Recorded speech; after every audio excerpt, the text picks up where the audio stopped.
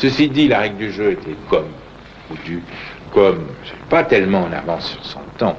Elle était en avance sur son temps sur des points de détail. Par exemple, je vous prends un exemple, moi je l'ai vu à l'époque, et j'ai eu l'impression qu'il y avait quelqu'un qui ne jouait pas bien.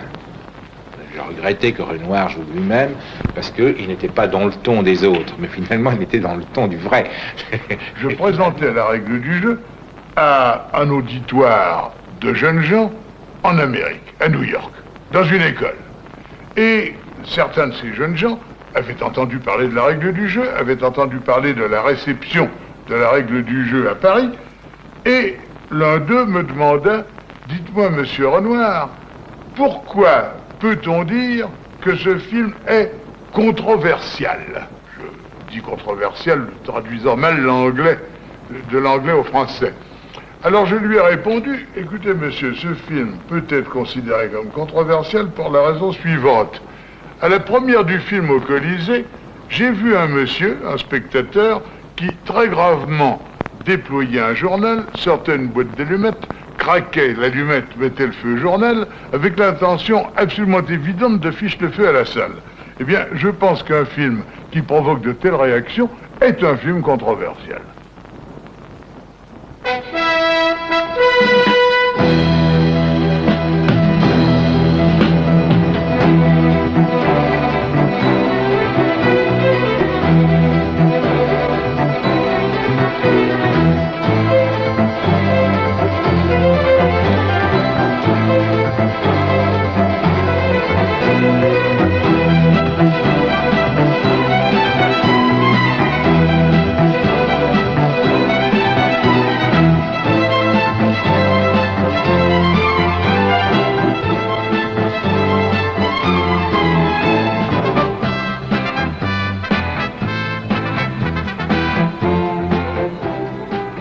À partir du moment où on fait des films sur lettre de crédit et où un metteur en scène va de triomphe en triomphe, son nom suffit pour la lettre de crédit. C'est ce qui est arrivé à Jean Renoir, ce qui est arrivé d'ailleurs à Carnet. Mais c'est surtout Jean Renoir qui en va en bénéficier et en même temps qui en est la victime. Qu'y avait-il dans le passé de Renoir qui permettait... Mais le passé, il a commencé en 1936, quand, si vous voulez, le passé, oubliez le passé absolu de Renoir, nous y reviendrons tout à l'heure. En 1936, Jean Renoir tourne Les Bas-Fonds et c'est un triomphe commercial. Il tourne ensuite La Grande Illusion, c'est un triomphe mondial. La Marseillaise, n'en parlons pas. Il tourne La Bête Humaine, c'est un triomphe commercial et mondial. Par conséquent, sur le seul nom de Jean Renoir, les financiers peuvent miser. Et il va tourner la règle du jeu. Misant sur son seul nom, il est totalement libre. On lui laisse libre, puisqu'il a toujours eu du succès. Si vous voulez, il se trouve dans la même situation que Griffith quand il a terminé le film qui a fait le plus grand succès commercial du monde, c'est-à-dire la naissance d'une nation, et que à partir de ce moment-là, il n'a qu'à vouloir faire un film, il a tout l'argent du monde. Il fait la bêtise. Pour nous, c'est pas une bêtise, de faire Intolérance, ça coûte des milliards, et ça ne rapporte pas un sou. À ce moment-là, c'est la fin. C'est la fin, malheureusement pour Hollywood, c'est le commencement du Star System qui se substitue. Dans le cas de Renoir, il est libre. Et il est libre de quoi? De faire l'œuvre dont il a toujours rêvé. Sur son seul nom, il va tourner la règle du jeu. Ça m'amuse beaucoup de parler de la règle du jeu, parce que c'est évidemment, de tous les films que j'ai faits, celui qui a eu le plus gros insuccès. La règle du jeu à sa sortie a été une tape absolument magnifique. J'ai eu pas mal de tapes dans ma vie, mais une tape comme celle-là, je crois que je n'en ai jamais eu. C'était vraiment très réussi, complet, parfait. Ce qui a joué terriblement dans la règle du jeu, nous y arrivons, le Colisée, ça, des scandales, un tournant en France, si vous voulez, dans l'opinion, une chose qui a fait que le jour de la première, et on sait en général qui est invité dans ces premières, dans ces galas de première, les gens commençaient à siffler, à crier, à hurler, à apostropher. Je n'avais aucunement l'idée d'épater le bourgeois. Je voulais simplement faire un film. Je voulais même faire un film agréable. Je voulais faire un film agréable, mais qui soit en même temps une critique d'une société que je considérais comme résolument pourrie et que je continue à considérer comme résolument pourrie. Parce que cette société, elle-même, elle n'a pas fini d'être pourrie, elle n'a pas fini de nous entraîner vers de très jolies petites catastrophes. Bon. Il y a deux choses, mais commençons par le plus facile. Hein.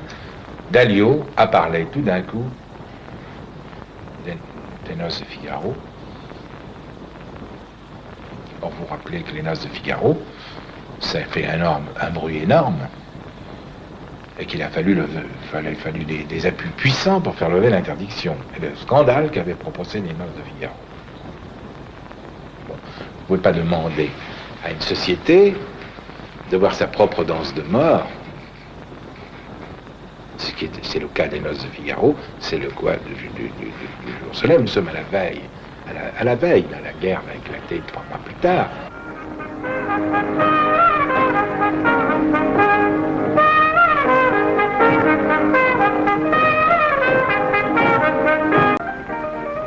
La veille de la mort d'une certaine société. Et puis, il y a la réaction fasciste. Or, la France, était à l'époque, bourrait de fascisme. Par conséquent, la liberté de mœurs, le fait qu'il y avait un juif, excusez-moi de dire les choses franchement, tout ça a horriblement choqué ces gens qui étaient des fascistes sous-jacents et des collaborateurs en évolution. C'est pourquoi, en 1939, le jour de la déclaration de guerre, on a interdit toute l'œuvre de Carnet, toute l'œuvre de Renoir et toute l'œuvre de Duvivier. Sous prétexte que ça démoralisait l'armée française. À cause de ces coups de sifflet qui me déchiraient le cœur, je donnais des coups de ciseaux. Et c'est pourquoi les versions absolument intégrales de la règle du jeu n'existent plus. La scène qui se passe dans la serre a été amputée, on ne comprenait pas, personne ne pouvait comprendre pourquoi Renoir sortait et pourquoi c'était un autre qui venait, puisqu'on n'avait rien compris de ce qui s'était passé dans la serre. Ça a été le mystère, si vous voulez, de la règle du jeu. Ça a beaucoup servi d'ailleurs, parce qu'après-guerre, ce mystère a provoqué toute une littérature qui a rendu le film absolument mystérieux. Ça fait, si vous voulez, il y a un autre mystère dans la vie de Renoir, c'est dans la nuit, dans l'œuvre de Renoir, c'est la nuit du Carrefour. La scène clé manque, mais c'est un film policier. Alors le fait que la scène clé manque est parfaite parce que ça devient tout à fait l'énigme. La scène, ça devient vraiment un film policier, c'est à vous de ressentir et d'essayer de comprendre. Mais la scène, dans le cas de la règle, dans le cas de la nuit du Carrefour, c'est pas de la faute de Renoir. C'est un monsieur qui a emporté la pellicule en croyant qu'elle était vierge et pour faire un film à lui, n'est-ce pas? Quand il a invité ses amis, qu'il a projeté le film qu'il avait fait, on a vu en surimpression toutes les scènes que Jean Renoir cherchait éperdument, qu'il ne pouvait plus refaire parce que le décor avait été détruit. Dans le cas de la règle du jeu, la coupe, elle est là, et elle est, à mon avis, une des grandes raisons pour lesquelles, après la guerre, on a fait tant de littérature sur ce film. Ça a servi énormément le film. Grâce à cette littérature, je me souviens d'un metteur en scène étranger qui avait vu la version coupée, puis je ne comprends pas, qu'est-ce qu'ils ont tous à parler de ce film, parce qu'évidemment, ils ne comprenaient pas. L'essentiel de la règle du jeu, sur le plan de la compréhension du sujet, sur le plan de la compréhension de l'histoire et des personnages, et de la situation, avait disparu. L'échec du film a été le suivant. Bon, on peut très bien être un échec dans une salle d'exclusivité, être un triomphe dans le circuit commercial. Et à partir du moment où on avait coupé le film, on l'avait mutilé, que c'était le film mutilé qui passait dans les salles commerciales, dans les salles, mettons, de Pigalle ou d'autres, ça ne pouvait pas marcher, puisque les gens ne comprenaient pas, ils se trouvaient devant un rébus. Avec les doubles, on a reconstitué le film dans son montage original, le climat a été créé, et à partir de ce moment-là, en plus, le bond en avant était fait, parce que quand la version originale a été reconstituée, c'est déjà dans les années 60. Par conséquent, le film avait rejoint Godard, Godard avait rejoint le film. Par conséquent, on pouvait comprendre le tout, et le film reste ce qu'il est. Oui, La règle du jeu est certainement le film qui nous a le plus influencé, parce qu'il était, après la guerre, le classique des ciné-clubs. C'est à ce moment-là qu'on s'est mis à le redécouvrir un peu. C'est un film qui donc avait été un très gros échec au moment de sa sortie au cinéma du Colisée, je crois, sur les Champs-Élysées, et qui ensuite avait même été interdit quelques mois après comme démoralisant les Français. Et il était donc absent des écrans pendant la guerre, il a ressurgi après la guerre, mais principalement dans le circuit ciné-club. Et évidemment, il y avait un espèce de jeu aussi parmi les cinéphiles, parce qu'il existait toutes sortes de versions de la règle du jeu. Et alors on allait les voir, on allait sans cesse revoir le film pour comparer, savoir ce qui manquait dans l'une, ce qu'il y avait dans l'autre. Je crois que même la première fois que j'ai écrit sur le cinéma, ça a été pour signaler une copie intégrale de la règle du jeu que j'avais vue, dans laquelle je voyais une dizaine de scènes ou scénettes qui n'étaient pas dans les versions habituelles. Il en existe une qui est presque intégrale, qui a été reconstituée par les soins de techniciens du cinématographe qui ont su retrouver les négatifs, en tirer des positifs, refaire une copie complète, bref, reconstituer le film. Dans cette reconstitution, il ne manque qu'une scène qui n'est pas très importante. C'est une scène où je joue moi-même avec Roland Toutain et où il est question de l'intérêt sexuel des bonnes. Vous voyez, ce n'est pas une question primordiale. Je disais que j'ai été bien récompensé plus tard. En effet, il y a de ça 3 ans, j'étais à Venise et les gens du Festival de Venise, très aimablement, ont eu l'idée de montrer cette copie intégrale qui venait d'être reconstituée dans leur grande salle une après-midi. J'y suis allé et j'ai eu le plaisir de voir une salle vraiment très remplie. Il y avait beaucoup de gens debout, assis sur les marches, n'est-ce pas? Et ces gens-là, eh bien, ils ont beaucoup applaudi, ils ont été très gentils. Enfin, j'ai eu une petite impression de revanche sur les injures de 1939. Mais qu'est-ce qu'il y avait dans ce film qui frappait, disons, l'imagination de tout le monde? Je crois finalement que c'était... Nous étions à ce moment-là presque des adolescents, nous sortions de l'adolescence.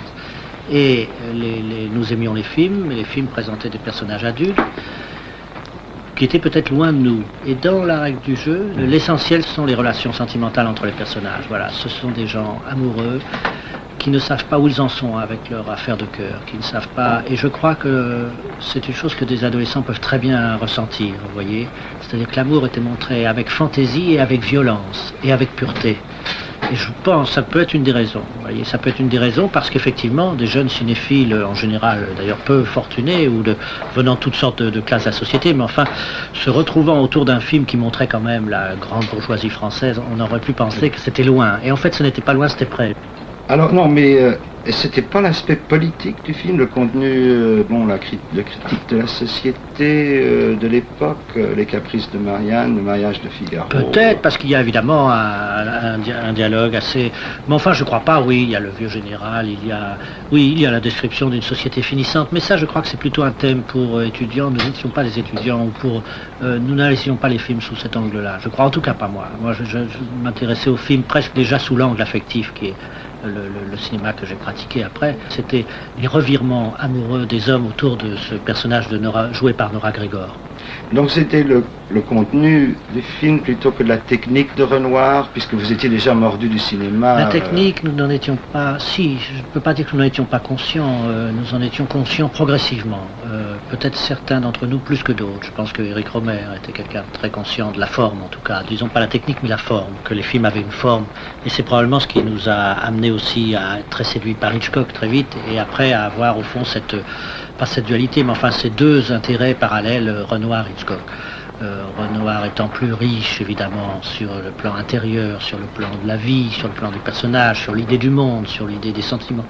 Et Hitchcock peut-être plus décisif sur les questions de forme.